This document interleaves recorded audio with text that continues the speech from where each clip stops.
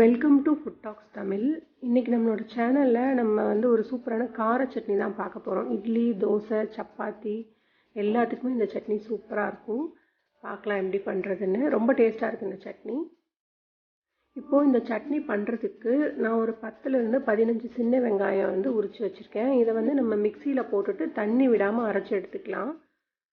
அடுத்தது சட்னி செய்கிறதுக்கு ஸ்டவ்வில் ஒரு கடாய் வச்சுக்கோங்க. கடாய் கொஞ்சம் சூடானதுக்கு அப்புறமா எண்ணெய் விட்டுக்கோங்க. கொஞ்சம் நிறையா எண்ணெய் விட்டுக்கோங்க, அதுதான் இந்த சட்னிக்கு டேஸ்ட்டாக இருக்கும். எண்ணெய் சூடானதுமே கடுகு உளுந்த பருப்பு தாளிச்சுக்கோங்க. அது பொரிஞ்சு வந்ததும் கொஞ்சமாக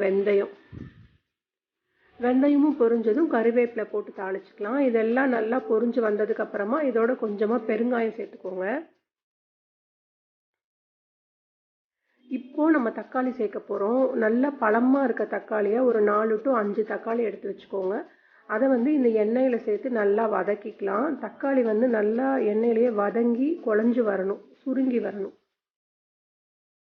இதோட இப்போது 1.5 ஸ்பூன் மிளகாய் தூள், கொஞ்சமாக மஞ்சள் தூள் நம்ம சேர்த்துக்கலாம். காரத்துக்கு தகுந்த மாதிரி நீங்கள் சேர்த்துக்கோங்க. இது நல்லா இப்போ கிளறி விட்டுடலாம்.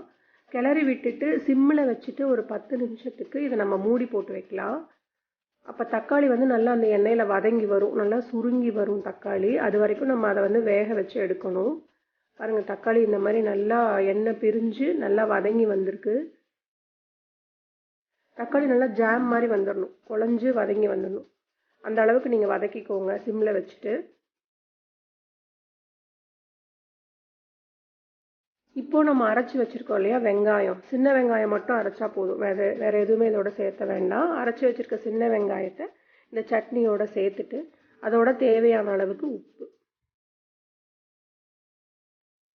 இதையும் நல்லா சேர்த்து கலந்து விட்டுருங்க.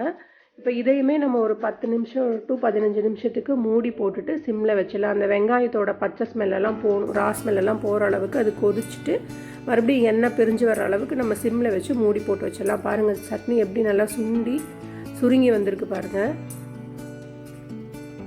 இந்த சட்னி ரொம்ப டேஸ்ட்டாக இருக்கும். இட்லிக்கு, தோசைக்கு, சப்பாத்திக்கு எல்லாத்துக்குமே சூப்பராக இருக்கும். வெங்காயம், தக்காளி, மிளகாய் தூள், அவ்வளோதான். சீக்கிரம் செஞ்சிடலாம் இந்த சட்னி. இந்த ரெசிபி நீங்களும் வீட்டில் ட்ரை பண்ணி பாருங்கள். பிடிச்சிருந்ததுன்னா எப்படி இருக்குதுன்னு கமெண்ட் பாக்ஸில் கமெண்ட் பண்ணுங்கள். ஃபுட் டாக்ஸ் தமிழ் சேனலை சப்ஸ்கிரைப் பண்ணிக்கோங்க. மறக்காமல் பக்கத்தில் இருக்க பெல் ஐக்கானை கிளிக் பண்ணிக்கோங்க. லைக் பண்ணுங்கள், ஷேர் பண்ணுங்கள், கமெண்ட் பண்ணுங்கள். நெக்ஸ்ட்டு வீடியோவில் வேற ஒரு இன்ட்ரெஸ்டிங்கான ரெசிபியோடு நம்ம பார்க்கலாம். தேங்க்யூ.